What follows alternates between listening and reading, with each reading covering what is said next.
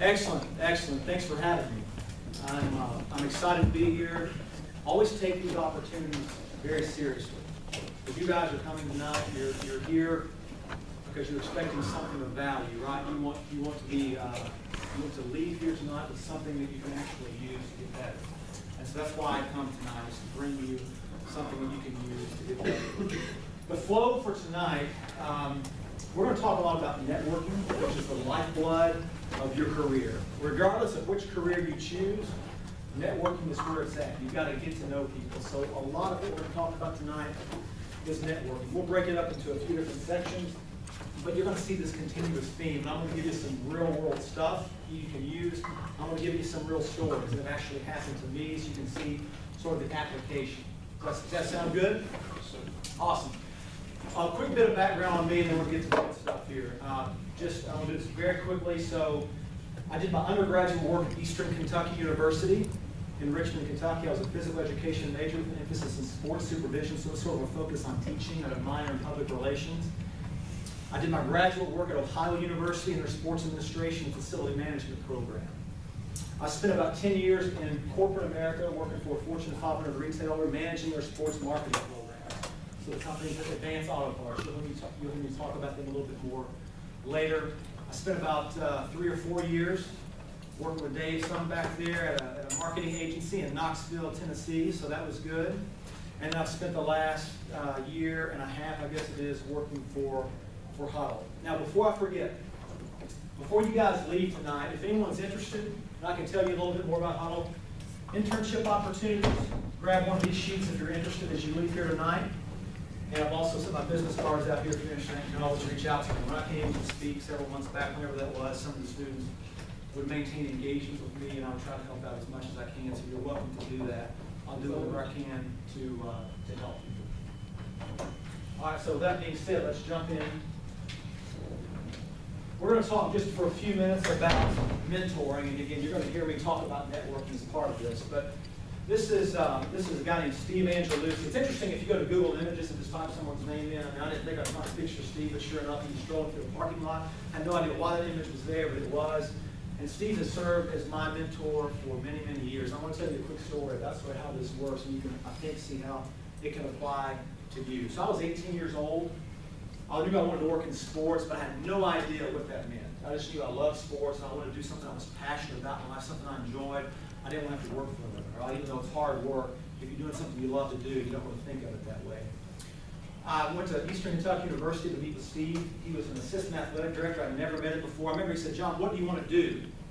I said, "Well, I want to work in sports." He said, "I did that, but how's it going to play itself out?" I had no idea. I had no good answer for it.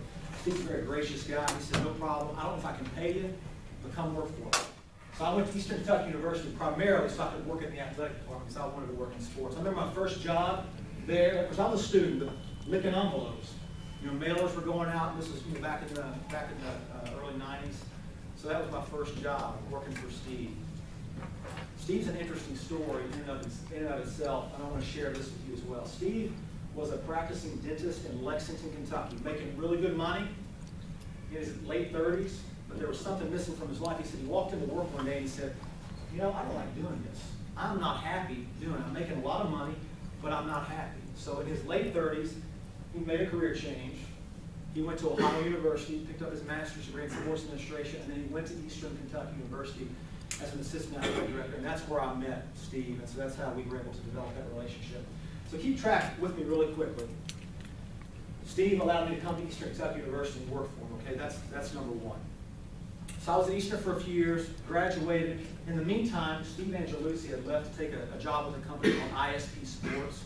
They don't exist anymore. They've since been gobbled up by a company called IMG College. But I called Steve. I had about a 9-month gap in between undergraduate school and graduate school. I said, "Steve, I need some help. What can I do?" So he knew someone at the Richmond Braves. That team doesn't exist anymore. It's actually in Gwinnett, a new franchise. Richmond Braves are the AAA affiliate of the Atlanta Braves. Steve made a call on my behalf. 24 hours later, I get a call from him saying, "Hey, do you want to come work for us as an intern?" Wow, that's cool. That's 2, right? Of my mentor. This is still networking as well. This is my mentor. He's pouring himself into me. He's helping me make connections. That's 2 experiences. I want to get into Ohio University. Steve's a graduate. I said, Steve, you got to do the interview process, the autobiography, all this other stuff. But I needed people to write for me. So Steve said, John, I'll write a letter for you. Steve's really great with words, very passionate, very authentic person. He wrote a letter for me. Now, I come to find out later, I heard this from another student who was already at the university. I wasn't, like they take 25 students a year. I was not one of the 25. They'd forgotten about me. How could this happen, right? How could they forget about me? But Bill Brady was this guy's name. He said, John, we were in the room. We had the 25 students selected. He said, wait a minute. Where's that resume? Where's that letter, that guy that Steve Angelucci wrote a letter for? Where's that? So they said they started digging. They had resumes on windowsills, on tables, and the floor. They went back and they found mine. All because Steve had written a very powerful letter for me. It got me into Ohio University. That's 3, right? As we keep track of 3 work experiences, educational experiences, all that good stuff. To complete my degree from Ohio University, I had to do an internship, right? So I'm looking for internships. I'm maintaining my relationship with Steve as my mentor. And he said, John, I've got an opportunity at ISP Sports in Blacksburg, Virginia. But he said, here's the deal. You're going to have to interview for this thing. I'm like, wait a minute, Dr. Angelucci. He was wanting me to interview for this. I said, we're tied. What's going on here? But it was just, he was teaching me something. Nothing's going to be given to you in life. And even though I thought, if anything, he was going to give me this internship, he chose not to, so we continued. I had to go through the interview process. Now, I did end up earning it, but it wasn't because he gave it to me. It's because of what I was able to do in that interview process. So again, we're keeping track. One man, one contact, my mentor. That's four jobs, 4 educational experiences that he's able to connect with. So I'm interning for ISP. There's a company called Advanced Auto Parts. They bought a company called Parts America. They basically doubled the size of their company, and the director of marketing called Steve and said, hey, do you know anybody that can come work for me? Just so happened my internship was being completed. He said, I got the guy right in front of me. My office was right out in front of his. I go to Roanoke, I interview for the position. I get hired to manage Advanced Auto Parts, event marketing, and sports marketing. That's 5. One man. One connection, the power of one connection, the power of one mentor. That's 5 jobs, 5 educational experiences. I'm going to give you one more. Sometime down the road, I was working for Advance. He called me and we were talking. He said, John, I had I had dinner tonight. Dave, you'll appreciate this. I had dinner tonight with a guy named Gordon Whitener. I never heard that name really before. He said, Gordon is the new CEO of a company called Action Sports Media. He said, Gordon knows who you are. I said, all right, that's really cool. Gordon knows who I am. Spend that for another several months. I'm interviewing with a company called Action Sports Media. Gordon Whitener's in that room. I'm able to secure that job. That's 6. One man, 6 connections. That's the importance and the power of mentoring and networking. So I wanted to share that with you. We're going to talk more about networking, but I wanted to share the importance of a mentor with you. I'm going to hit you with a couple more things here before we move on. Just before I do that, run to something, don't run away from something. That's some great advice he gave me, and I've never forgotten. I want to share that with you. And make sure you're always running towards something, toward a dream, toward something you're passionate about. You'll find each of these little sections, and this is a great time if you want to take some notes. This is good stuff, right? I want to give you 6.5 thoughts on mentoring. All right, anybody come in and give you 6 thoughts? With me, you're going to get 6.5. The first thought on mentoring is it needs to be intentional. It's not just going to happen for you. If you want to find a mentor, you've got to go out and make it happen.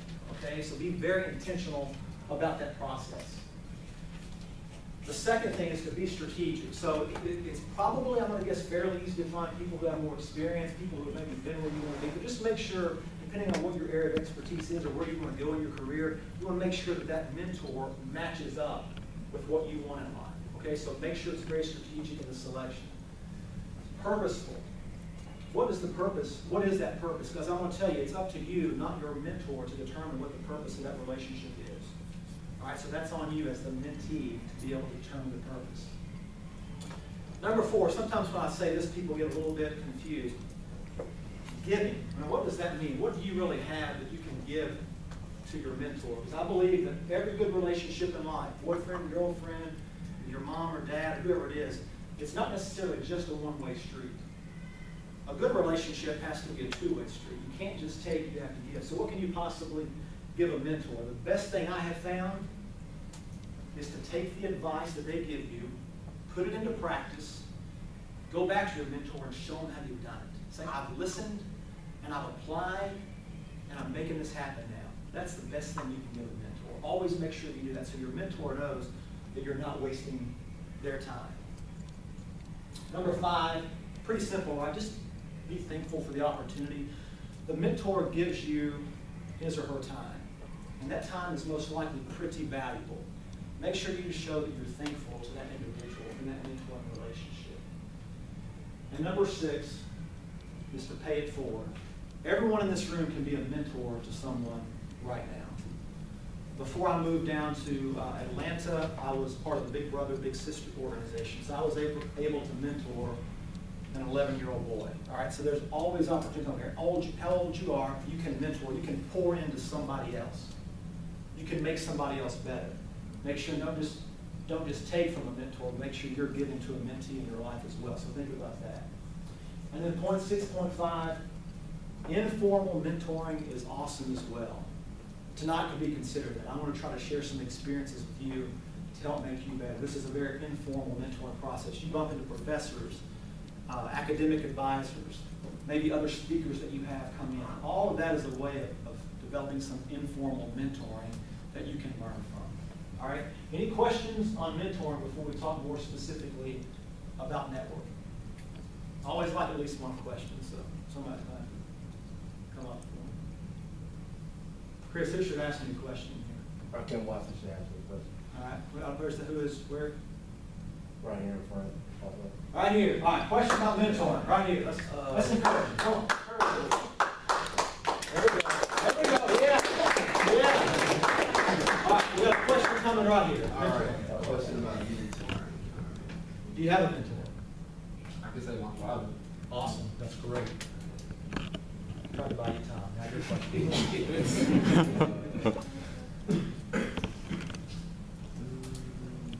Okay, I got a question. All right. Perfect. Is there a point in time when you can learn enough from your mentor, or is there like you always learn more from your mentor? Like, Yeah, and I'm certain there's probably situations that you learn some of the best stuff, but if you have a good mentor, here's the deal with any of us.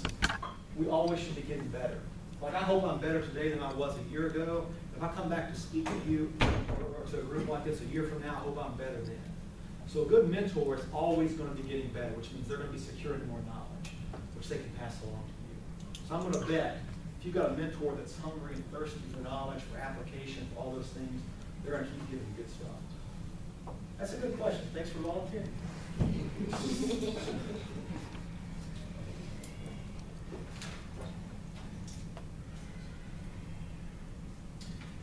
All right, now we're going to talk a little bit more specifically about networking. And as I mentioned earlier, this is important stuff. If you want to make some money in your career, this is how you do it.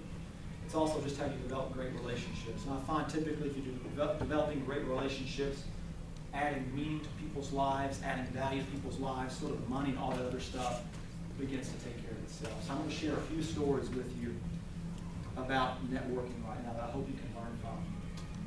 This is Dr. Andrew, and this was probably back in 2007. So I was living in Knoxville, Tennessee, working for an agency. Dr. Andrew was a professor at the University of Tennessee. We had not met. I didn't know him.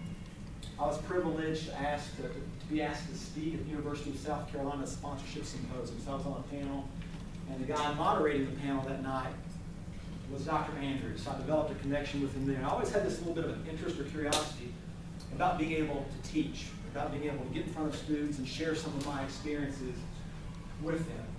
So we got back to Knoxville. Again, we're talking about networking here. So I told Dr. Andrews, I want to get back with you. I want to be able to take you out to lunch. He said, absolutely. You'll be amazed how many people will go out to lunch, right? Especially if you're Vaughn. All right, so a lot of people like to eat. So I went out with Dr. Andrew. We talked about me potentially teaching at the University of Tennessee, but there was a problem. He said, John, you really got to quit your job, get a PhD. You're probably going to be out of work for 2 or 3 years. That wasn't really a solution that was workable for me. But we agreed to stay in touch. I continued to stay in touch with Dr. Andrew. Not long after that, he left to go to Troy University. And he and I continued to stay in contact. And he reached out to me one day and said, John, I have an opportunity to teach on our e-campus. Are you interested? I said, absolutely. So he put the connection together between me and the program coordinator for their e-campus, and I was able to teach for several years for Troy University. Without that initial connection with Dr. Andrew, that could have been it, right? make the connection, you walk away from the connection, you never reconnect. I would have never had that opportunity had I not followed up with Dr. Andrew, had I not stayed in front of him. Vitally, vitally important. Let me give you a couple more examples here on networking.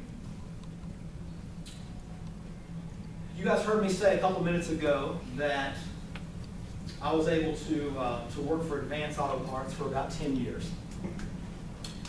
And that 10 years was broken up. 7 years, my first tour of duty, I call it, and then I left for 3 or 4 years, and I went back for about 3 more. So when I left, I went to Knoxville, Tennessee. You guys heard me talk about that. Jamie Woods, pictured in the upper left-hand corner, Jamie replaced me when I left Advance. So I continued to stay in touch with Jamie. I did some consulting work for Advance. I continued to call her, see how she's doing, just making connections with her.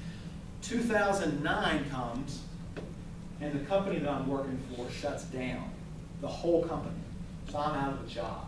Never thought I would be in that position, right? But I was in that position. So I started thinking about the people that I knew. Who could I network with? Who had I been staying in touch with? Who would have the ability to help me find a job? I don't know if you guys remember this, but 2009, in the economic world, the financial services world, everything was falling apart. Banks were shutting down. It was not a good time. It was not a fun time. Companies were not hiring. So I knew I had to be very diligent. I had to make looking for a job my full-time job, which I did very consistently. So I remember taking a notebook out like you've got right here. I remember I said, I'm going to write down 100 names on the following pages of this notebook of people I know. So I went to LinkedIn, started thinking about this. I got to 100 names. I said, I'm going to start calling every single one of these people. Desperate times call for desperate measures, right? But the good news was I had 100 names I could put on a piece of paper because of the networking that I had done up to that point. I want to say Jamie was like number 8 or 10 on the list. She was in the first 10. And I called Jamie, we started talking. I wasn't asking for a job, I was just simply saying, hey, I'm available. Or let me know if there are any opportunities. And she said, John, would you ever think about coming back to work for Advanced Auto Parts? And I was out of a job. I said, are you kidding me? Absolutely, I'd love to do that. So again, long story very short, I went through the interview process and started back with Advanced April 2010.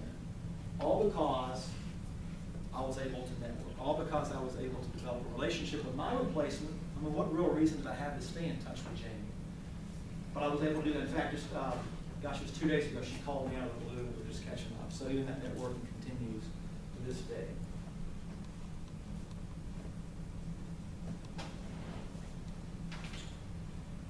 Now, the first 2 examples I shared with you on networking were more tied, I would say more of a professional setting, but I want to let you know right now that networking can take place anywhere, anytime, no matter what you're doing. And this example will sort of prove that. So the guy here in the lower left, that's a guy named Danny Price. So when I lived in Virginia, my first tour of duty with Advanced Auto Parts, I was playing multiple basketball leagues. Loved to play basketball. Danny happened to be on one of the teams that I played on. I left, went to Knoxville. Several years later, I come back, and I'm like, I really need to try to get in a little bit better shape. I wonder if I can start going to a gym. I get a piece of direct mail like the next day. I'm like, okay, I'll go to this place called Snap Fitness, not far from my house. I go, and Danny's in there. And come to find out, Danny owns part of the gym, he and one other guy. So that's pretty cool. A few months later, I'm in there working out, and I start talking marketing occasionally. I like to talk about marketing, right? So they start asking me very specific questions about social networking, about marketing the gym. They're local business owners. And they said, John, tell us about social media. How does it work? How can it help us all? Danny and Mark are probably both in their early 50s. So not necessarily brought up with social. So I started sharing some thoughts with them, and they said, John, do you know anybody that can help us with this? And I was probably a little naive, and I said, well, there's multiple agencies, but they're going to charge more than you want to pay. And then they got more direct and said, John, will you help us with this? And so I'm in my 4th year now of managing some of their social media, and that means they send me a check every month. All because I played basketball in a league and met Danny and stayed in touch over time, and our paths reconnected. So networking and opportunity can come at you when you least expect it. You just have to be ready. You just have to be ready, okay?